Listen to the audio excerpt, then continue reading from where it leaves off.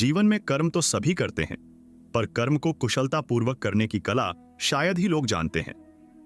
इस जगत में कोई व्यक्ति क्षण मात्र भी कर्म किए बिना नहीं रह सकता। यदि कोई शारीरिक रूप से कोई कर्म नहीं कर रहा है, तो भी यह नहीं कहा जा सकता कि वो कर्म नहीं कर रहा है, क्योंकि शारीरिक रूप से कर्म शून्य, क्रिया शून्य दिखते हुए भी वह मानसिक रूप से किसी न किसी चिंतन, मनन, संकल्प, विचार में रत अवश्य ही होगा। इस प्रकार कर्म किए बिना तो कोई रह ही नहीं सकता, और यदि कर्म हुए तो उनका कोई न कोई फल, परिणाम तो अवश्य प्राप्त होगा। शास्त्रों में ठीक ही कहा गया है कि न तो कर्म करने से बचा जा सकता है और न ही कर्मफल से। जहां कुछ कर्मफल मधुर होते हैं तो वहीं कुछ कटु भी। इतना तो तय है कि हमें हमारे कर्मानुसार अच्छे बुरे, शुभ अशुभ, सुखद दुखद फल प्राप्त होकर रहते हैं। मधुर फल हमें भाते हैं, सुखदायी लगते हैं, हमें अनुकूल लगते हैं, तो प्रतिकूल फल हमें सदा दुखदायी लगते हैं। भौतिक दृष्टि से हम कर्म एवं उसके फल के बारे में ऐसा ही सोचते हैं, पर योगियों की दृष्टि इससे सर्वथा भिन्न है।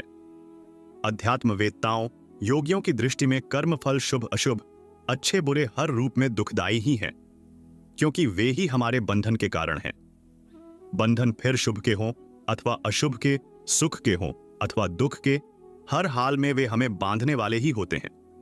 जिस प्रकार जंजीर सोने की हो अथवा लोहे की है, तो आखिर वे बंधन ही। एक पंछी सोने के पिंजरे में बंद हो अथवा लोहे के पिंजरे में, दोनों का बंधन दुखद ही होता है, क्योंकि वे दोनों हमारी उन्मुक्तता, हमारी आजादी को बांधने वाले होते हैं। जब तक हम शुभ अथवा अशुभ, अच्छे या फिर बुरे, जिस किसी भी प्रकार के परिणामों से बंधे हैं, तब तक हमारी उन्मुक्तता, हमारी आजादी हमसे दूर ही रहेगी, और जहां उन्मुक्तता नहीं, वहां आनंद कैसा।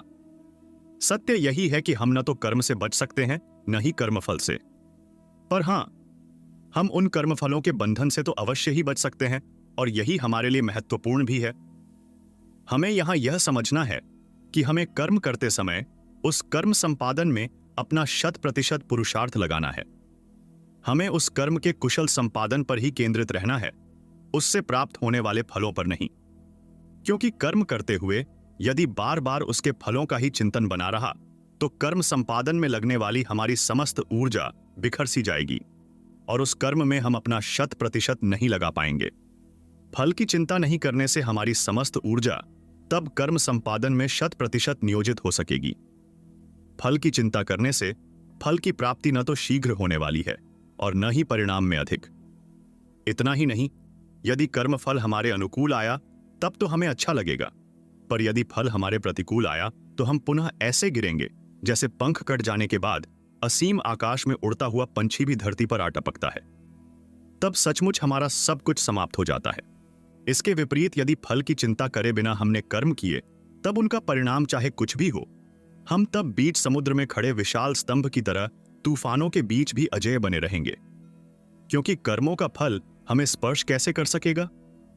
फल तो हमें उसकी चिंता न करने पर भी प्राप्त होंगे ही, पर तब हर्ष विषाद, सुख दुख, शुभ अशुभ, दोनों ही स्थिति में हम एक समान ही रहेंगे, एक रूप ही रहेंगे, उन्मुक्त ही रहेंगे, अनासक्त ही रहेंगे और आनंदित ही रहेंगे।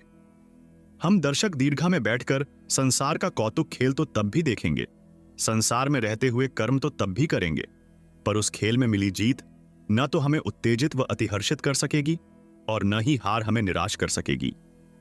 हमें संसार में रहते हुए संसार के हर कर्म को योग दृष्टि से ही देखना व करना चाहिए। कर्म फल के प्रति आसक्ति, कर्म फल की चिंता आदि का त्याग करके ही कर्म करना चाहिए। इसे ही निष्काम कर्म कहते हैं, और जहां निष्काम कर्म है वहां कोई बंधन नहीं, क्योंकि वहां फलों के प्रति कोई आसक्ति नहीं है। इस नियम के अनुसार यह स्पष्ट है कि जो भी कर्म हम फल की आशा से करते हैं, वे ही बंधन कारक हैं। हमारी आशा व आसक्ति ही तो यह बंधन है, पर निष्काम भाव से किए गए कर्म में आशा, अपेक्षा व कामना का कोई बंधन है नहीं। इसलिए ऐसे कर्म हमें बांधते नहीं वरन मुक्त करते हैं। तब सचमुच हमारी भौतिक प्रगति के साथ साथ हमारी आध्यात्मिक प्रगति भी होने लगती है।